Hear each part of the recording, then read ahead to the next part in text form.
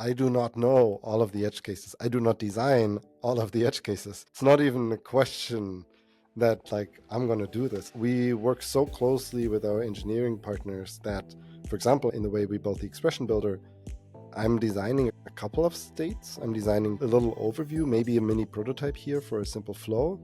But I think the main work that I do then as a designer is to integrate, in this case it was John, the engineer, integrate them to a point that John cares about the quality of the experience. Much more than it is for me prescribing every single thing myself.